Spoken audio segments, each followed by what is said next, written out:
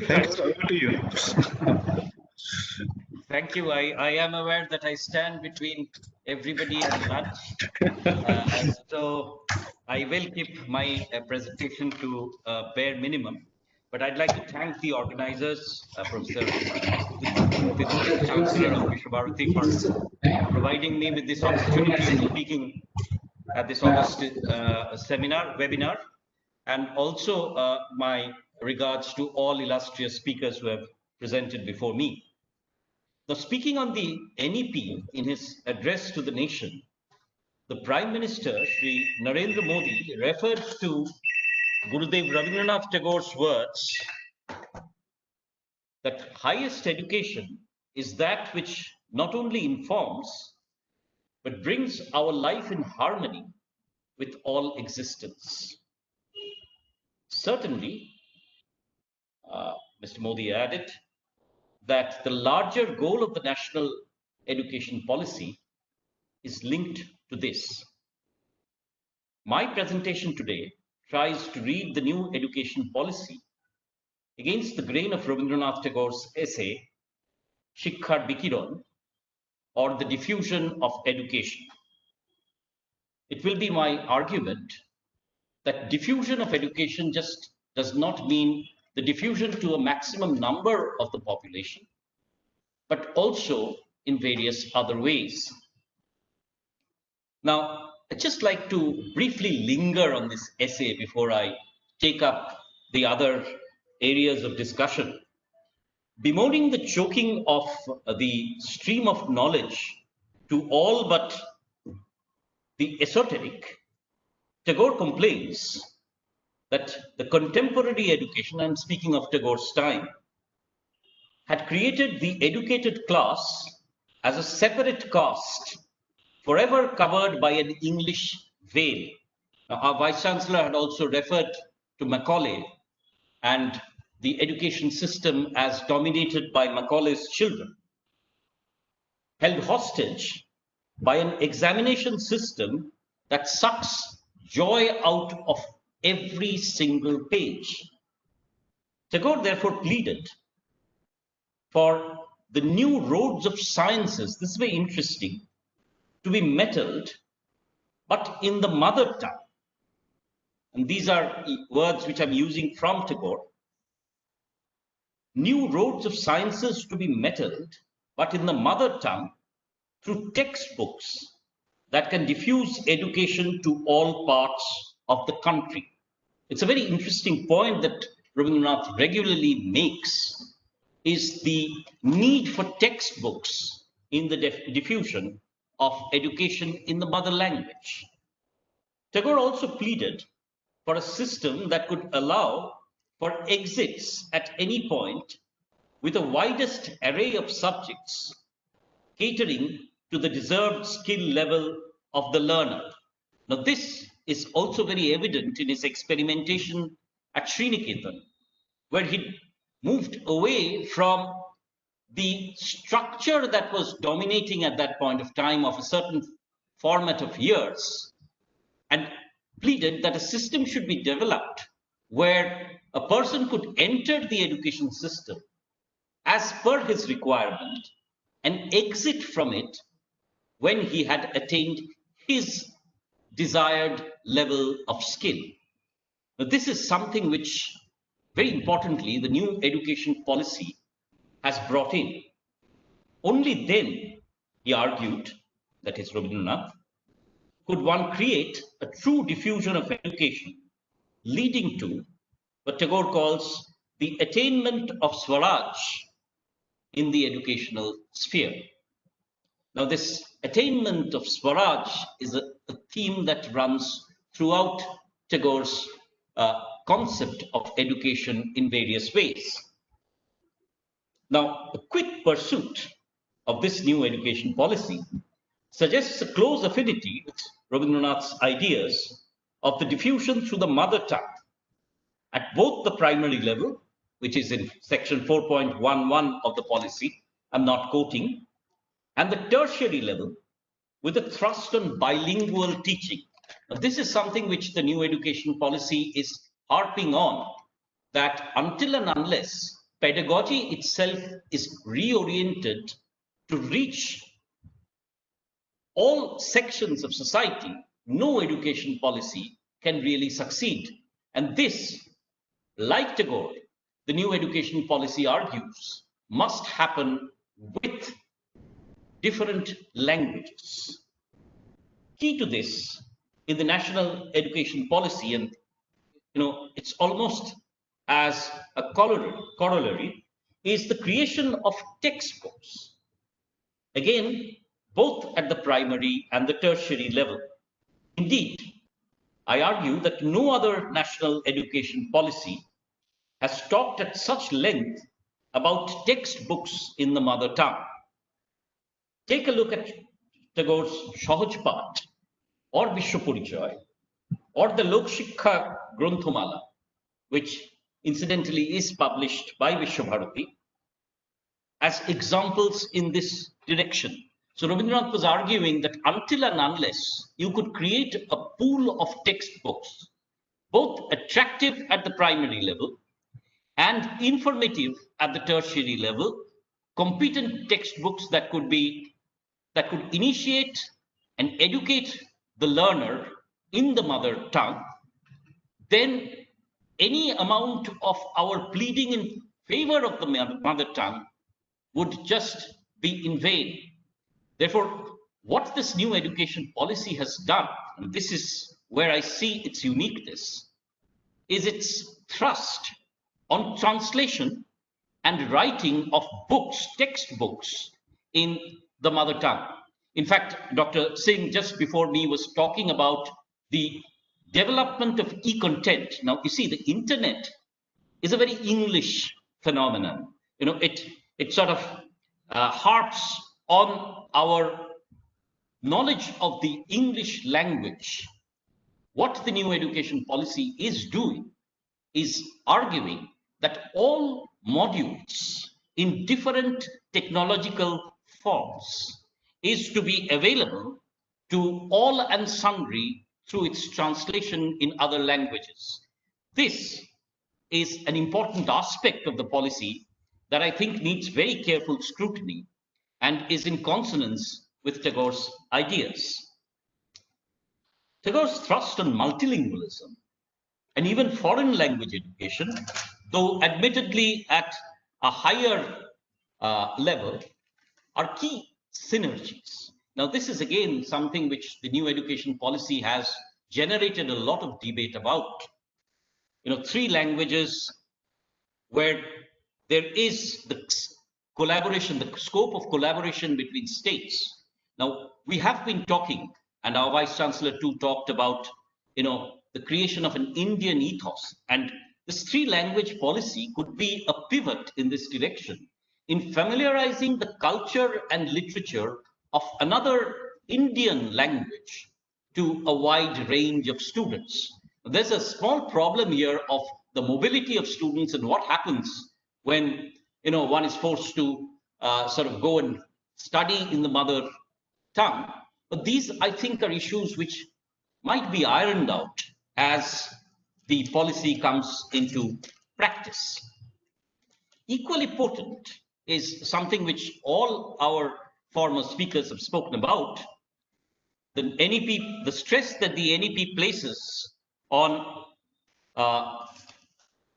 vocational education. And Ravindranath, of course, we remember his experiments at Shiksha-Satra and Shilpa-Sadan, where he suggests that vocational education be integrated into every university curriculum at every possible level. Now, for Ravindranath, this is very interesting because he sees this as a continuity, that the student who takes the vocational stream in the secondary level can seamlessly proceed and continue with this at a tertiary level. Now, one of my grouses with the national education policy is that it treats this vocational course as, at the school level at least, as fun courses. I think Ravindranath would have differed here. He would have taken this as seriously as any other educational course. I'm also fascinated with the movement away from the single stream HEI, higher educational institution, in 10.11 of the policy. The policy argues that this to severely fragmented disciplines, and it moves towards large multidisciplinary universities, bringing together subjects like science, agriculture, social work, art and literature, and the social sciences. Now, isn't this what exactly Ravindranath had thought about when he designed Visva-Bharati? That the various disciplines, this is where I take the concept of diffusion a little further, that the various disciplines would have interacted with each other. Agriculture would have profited with the interaction with science at a very basic interactive level within the university. Right now, what we have are segregated institutions, which the NEP also talks about. But if you could build and come together, thinking about how science could be applied in the scheme of social work, or how narratives could be woven around agriculture that would add dignity to the concept of farming, would greatly promote and lead to the awareness about how different arts combine to create this entire holistic concept. Think about a festival like the Holocaution, which happened in Sriniketan recently. It is with music, poetry, and its interaction with literature that Ravindranath was giving a new dignity to the farmer, and therefore trying to integrate agricultural education into the sphere of the university. I think this is an important point that the NEP makes. True to Tagore, the NEP also talks about the community and the alumni as stakeholders in the institution, something which our Vice Chancellor also talked about. The community as also looking after the university and participating and contributing to it, not just being a silent bystander. And this is something which Tagore wanted to do for the villages and the community around, both as volunteers and advisors at the institution. The reference that the NEP makes is very interesting. There's only one literary text that is referred to. As a professor of literature, I am strongly attracted to it, is Banabhatta's Kadambari. This is 11.1 of the NEP, where the NEP talks about the 64 kalas which go into the making of a holistic individual, and how the university should be a place where a learner can actually sort of have exposure to all these 64 kalas. One of the things which the NEP also talks about is collaboration between institutions. And I think it's very important to understand what the innovative practices of a particular institution are. Say, Visva-Bharati has a pool of innovative practices which must be made available to another university, and vice versa. I think this is something that the NEP is stressing. Also important is the idea of a school cluster with primary and different secondary units, and the Bal Bhavanas as experimental spaces, which in a way is replicating the Patobhavud model, where the kindergarten school is a cluster, the secondary, the higher secondaries are different clusters where teachers, resources continually interact, thereby creating a possibility of learners being exposed to a wider range of resources. It's very interesting also that the new education policy takes excursions, travel as part of the process of education, something which Tagore continuously would emphasize. Key components of the NEP is also the recognition of the intensive teacher education programs at every level. And this is what the new education policy stresses, that until and unless we can train our teachers to a fine tuning, the national education policy will probably not succeed to that extent. So teacher education and adult education, this is also something which Ravindranath had started. Unfortunately, we haven't been able to maintain it at that extent, but universal adult education is a program of the NEP, which is very close to Ravindranath's idea of lifelong learning. Social equality and the need to be inclusive is a key point. Ravindranath would possibly have lauded the attention that is paid to the specially abled or the Divyang in this policy. Now, it is in that sense, this is a very unique policy which seeks to integrate and thereby diffuse education to all possible segments of society.